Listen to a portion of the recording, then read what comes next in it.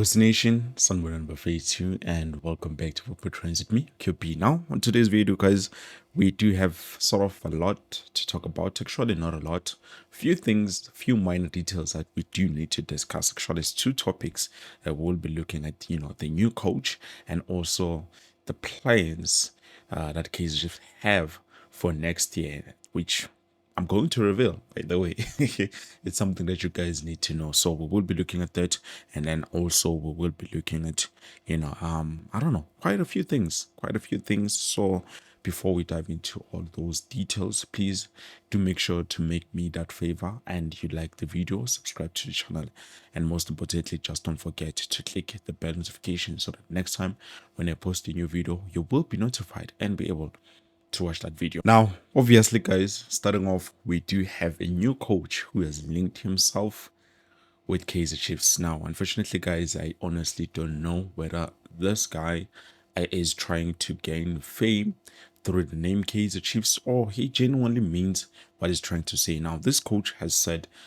he would win, the league if he was given the job at Kaizer Chiefs. Now, definitely that is something that you might be asking yourself. Oh, he might win the league currently with the form that we are in and what has been or has been happening. Because if you look at, the work from the start of the season up until now, we can say we are in the middle of the season, even though we are not there yet, but we are. You can see how well one might say that we've performed, even though we are still lacking in certain areas, key aspect areas that need a bit of retouching. So this guy says, no, definitely, I would be able to do that for you guys and make sure that we win the league. Now, that is something that is controversial because at the end of the day, if we are back to the originality of things, any coach would say, when I go to Kaizer Chiefs, I can win the trophy, I can win the league and stuff. Which, by the way, this coach has managed to win those. Now he's been even played for ICAF. He has won the Nedbank Cup in 2021, and also he has managed to coach Moroka Swallows, Black Leopards, Baroka FC, and a team that was called TTM.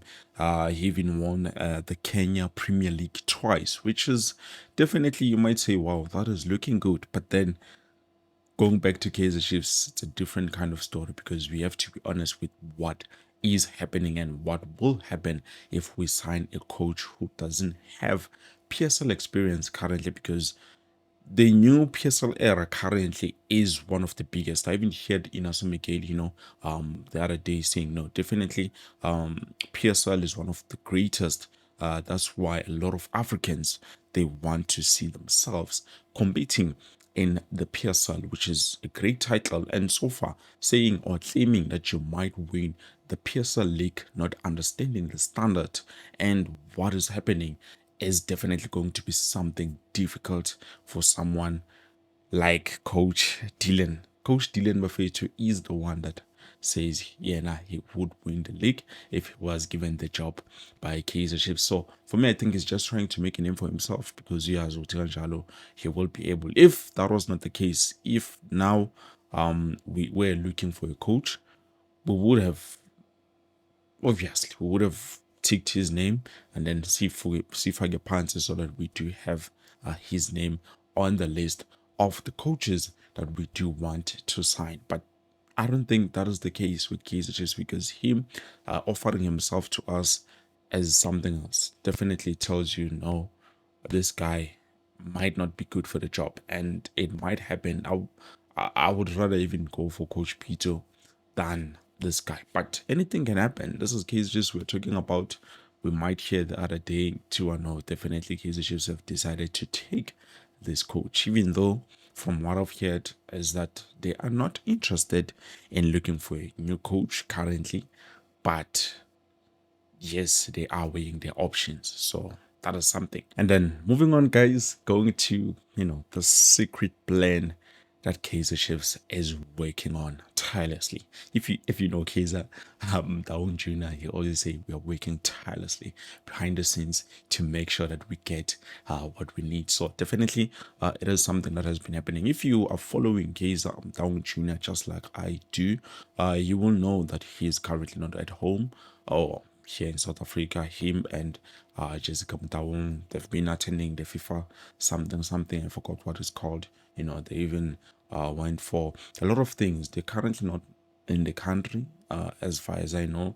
They're still busy with certain things. So Tara Maliwa had an interview with Velile Mnyandu, and that's where they spoken, and he revealed, a lot of things, which obviously I'm going to reveal to you in just a minute. But definitely, it is a good strategy. Now, I will try and explain to you bit by bit. So please try and listen carefully. Even though I'm going to simplify everything, I'm just going to go straight to the point of why or what is the transfer room, because I know probably you've heard about the transfer room and you're asking yourself, what is the transfer room? What happens in the transfer room? So that is what I'm going to be giving you on this video as one of the secrets that from Kaizer. But anyways, guys, before we get there, let me just quickly take a reference from what Teramaliwa did say, in those videos. On one of those videos, he did say,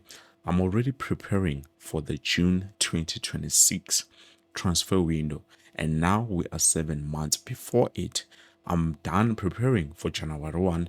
The negotiations start now. That was Teramaliwa. Now, for me, this is the first time I've ever waited for Kaizer Chiefs to do something like this. So I might say, in terms of the best signings for the 2025 season, I can say definitely Teramaliwa was one of those best signings, because ever since he has arrived, you look at how we have been signing players, it's totally different from when it was back then. I'm not going to name names and name them badly, but it's different from back then, so that is something that he deserves probably an award for, because he's been doing an incredible job, and even now he's still continuing to do an incredible job. And then we will be looking at Coach Ernest Middendorp, because he did have an advice for Kaizer Mtaung Jr. and also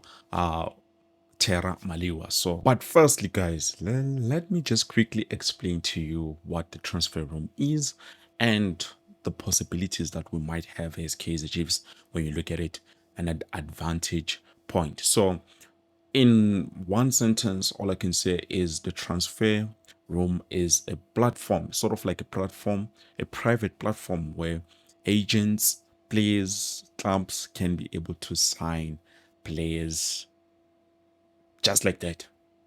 Just like that. It makes things easy for a player and also for the agent to recruit, everyone, everything just becomes easy when there's that private room. You look at the players like Abu Marcelo Allende, that player, Sundowns managed to get that player through that transfer room. So that is something that you might think of when you think about transfer room. It's sort of like indulge in a public, but then also it is private to make the jobs easier for, as I've said, clubs, agents, and also the players to be able to move in about the transfer space and stuff. So for us, it would be advantageous, because now we'll be able to sign even players who are out of the local league, which is the PSL, even if that player is from I don't know where. So they can be able to list the player there and say, no, there's this player,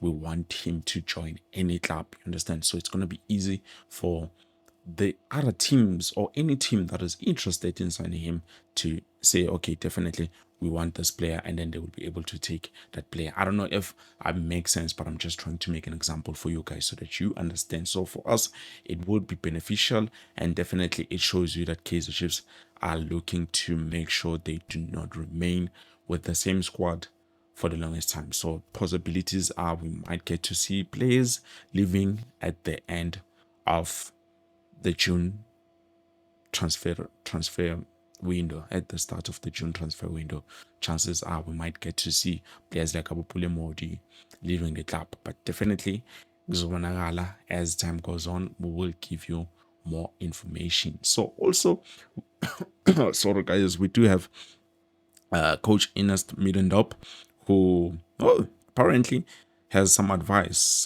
advice which was not asked for, but obviously I'm going to give it to you, and also I'm going to give you my own opinion on this. So he says, up front, I would like to wish you a great festive season and blah blah blah. So this is it was just him addressing Kaizer Down Jr. and also Utara Maliwa. So this is what he said. Let's just quickly get into what he said. He said the transfer room market is a marketplace of access, not of answers. I worked within the portal for a couple of months. It was good, but at the same time, everybody need to handle expectations realistically. Transfer room is a useful instrument, not a solution on its own. It opens the door to verified clubs and agents, shows who is available under what conditions and what moment in time. It removes middleman noise and guesswork. You see the market moving live, but it does not tell you who fits your game, who stays healthy, who adapts, or who is the worst, who is worth the cost. It does not decide negotiation or execute for you. The transfer room shortens distance. Execution still depends on the football model, your people, and your discipline. In essence, transfer room provides visibility. Clubs provide judgment. Deals are closed by systems, not platforms. So this is the advice from Ernest Middendorp, which, by the way, he was actually saying what I was trying to say on my statement, trying to explain to you guys what the transfer room is. So that is true. That is true. Definitely, it might help us with the access, but at the end of the day, it doesn't mean that since we have access to that one, it means any player that is there being sold through transfer room is going to be automatically as he's saying. This is true. This is definitely true, and I'm happy that he did manage to address this, not in a disrespectful way, but he tried to calm things down. So definitely, yeah, I don't know, guys. You let me know what you think down in the comment section below. I've tried to give you everything that I have. I just don't want this video to be long because I feel like these days I talk a lot. But anyways, this is it. Thank you so much. Please don't forget to like the video. And if you did not understand anything, please let me know down in the comment section below. I will try to clarify things with you in a much simpler way. But yeah, I believe this is it. Perfect too. Please don't forget to like. Peace.